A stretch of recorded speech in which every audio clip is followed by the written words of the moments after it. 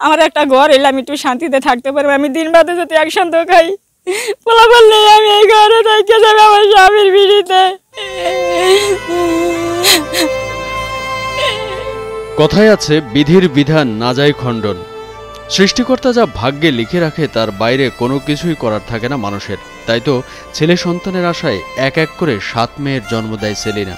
স্বামী আর 7 মেয়ে নিয়ে কোনো রকমে খেয়ে না খেয়ে দিন কাটছিল সেলিনার। একটু বড় হলেই দারিদ্রতার কারণে এক এক করে 3 মেয়েকে বিয়ে দিয়ে দেন দরিদ্র পিতা হাকিম ব্যাপারী। এরপর অসুস্থ হয়ে পড়েন হাকিম ব্যাপারী নিজেই। অভাবের সংসারে নতুন খড়গ নেমে আসে সেলিনার ভাগ্যে। শিশু বয়সেই মেয়েরা বিভিন্ন বাসায় ঝিয়ের কাজ করে এখন দিনাতিপাত চলে সেলিনার। আমার 7 মেয়ে, আমার স্বামী মারা গেছে 4 মাস ধরে। আমার ঘরে খাওয়ার নেই, আমি অন্তরি না খাইয়ে রয়েছি, ভাত খাই নেই। একজনে দিলে খাইতারি, না দিলে না খাই। ওই যে চকে গেছি, না খাইয়া সারাদিন রয়েছি, ভাতও খাইতে পারি নাই, রান্ধিও নেই, খাইতে পারি নাই। আমার ঘর ভাঙে ছিঁড়ে পড়ে আছে উড়িয়া, কোনো রকম একটু বাইন্দা সাইন্দা রয়েছি, থাকি। ঘরের ভিতরে পানি পড়ে, গাটি গুটি বাইন্দা এক কোনায় চকির নিচে ডরে চড়ে বইয়া থাকি। গাটি বাইন্দা চকির উপরে এক কোনায় থাকি, গামলাগুলা পাতি, হে থাকানোর কোনো কাবু নেই। বলছিলাম শরীয়তপুর পৌরসভার 2 নম্বর ওয়ার্ডের বিলাসখান গ্রামের মৃত হাকিম ব্যাপারীর স্ত্রী সেলিনা বেগমের কথা। আশেপাশের লোকজনের দেয়া সাহায্য আর সহযোগিতায় এখন বাঁচার একমাত্র অবলম্বন হয়ে দাঁড়িয়েছে সেলিনার সংসারে। জান্নাত, পুতুল, টিয়া ও আয়েশাকে নিয়ে নুন আনতে পান্তা ভরায় প্রতিদিন। সারাদিনে একবার খাবার জোটাতেই কষ্ট হয়ে যায় সেলিনার। এর মাঝে 4 মাস আগে স্বামী হাকিম ব্যাপারীও মারা যান। হাকিম ব্যাপারীর পৈতৃক সূত্রে রেখে যাওয়া 2 শতক জমির উপর ঝুপড়ি ঘরটি কন্যা, শিশু আর সেলিনার একমাত্র অবলম্বন। ছেলের আশায় 7 মেয়ে হয়েছে। আমার কইকে তুমি 7টা পোলাপান নিয়ে গেলে, আমার স্বামী কইছে কি তুই যদি কিছু করতে যা তো তোরে ছাইরা দিমু, তোর রাহুম না। এই ভয়টা হয়েছে, আমি কোনো যাই নেই কিছু করতে।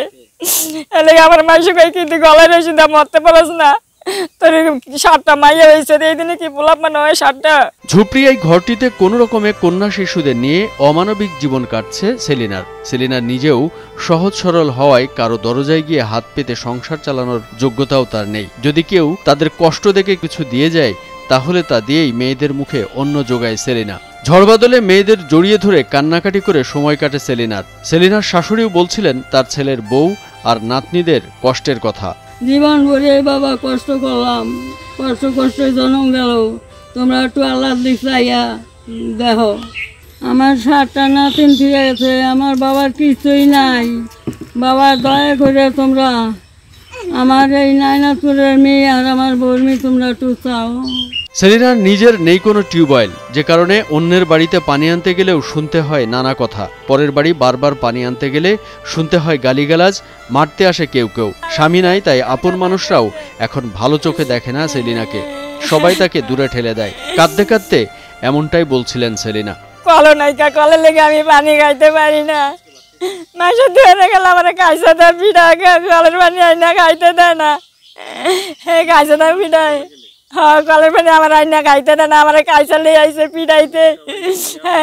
আমার কল নাই দেখে আমি পানি আনতে গেছি নমবাড়ি, এই নমর আমার কাইসা লিয়ে পিঠাইতে আইসে। এরপরে আমি এই পানি হাতরে আমি অন্য গ্রামের পানি আইনা খাইছি।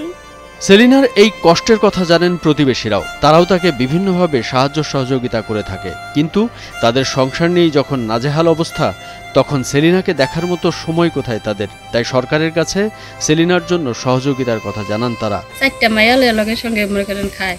ওনার স্বামী মারা গেছে 4 মাস ধরে। ওখানে যে ঘরে দুয়ার মনে করেন বৃষ্টি তুফানে পড়িয়া যায়, সেদিন তো অর্ধেক বেড়া করা পড়িয়া গেছে। সরকার তো সাহায্য করলে ভালো হইতো। আমরা দিলে খাইতারে, না দিলে না খাইতারে। গরিব মানুষ আর কেউ নাইও, ওই 4-5টা মাইয়া আর স্বামী তো মারা গেছে। বড় কষ্টে আছে ভাই। আমরা গ্রামের লোকেরা দেখি, কিন্তু ভাই কি আর আমাগো তো সংসার আছে। বিষয়টি জানতে পেরে শরীয়তপুরের জেলা প্রশাসক নিজামুদ্দিন আহমেদ সেলিনাকে একটি আধা পাকা ঘর তুলে দেওয়ার আশ্বাস দিয়েছেন। শরীয়তপুর সদর উপজেলা নির্বাহী কর্মকর্তা মাইনুদ্দিন আহমেদ সেলিনার বাড়িতে গিয়ে নগদ অর্থ এবং খাদ্য সামগ্রী তুলে দিয়েছেন সেলিনার হাতে। এ সময় জেলা প্রশাসকের পক্ষ থেকে ঘর তুলে দেওয়ার কথাও জানান তিনি। দ্রুতই তার জন্য ঘরটি কোথায় করবো সে জায়গা নির্ধারণ করে ফেলেছি আমরা। অতি দ্রুত আগামীকাল থেকেই তাদের ঘরের কাজটি শুরু করে দিব। পাশাপাশি তাদের জন্য সুপেয় পানির ব্যবস্থা থাকবে, উন্নত মানের টয়লেটের ব্যবস্থা থাকবে। পাশাপাশি তার যে ছেলেমেয়েরা আছে, দুইটি মেয়ে আছে এই মুহূর্তে ঘরে, দুটি মেয়েকে আমরা স্কুলে পাঠানোর জন্য সে আয়োজন করছি। পাশাপাশি তিনি যে বিধবা আছেন, বিধবা কার্ড করে দিচ্ছি, করে দিয়ে সমাজসেবা দপ্তরের মাধ্যমে তাকে ভাতা প্রতি মাসে আমরা পৌঁছে দিব। কামরুজ্জামান আরিফ, ভোরের কাগজ।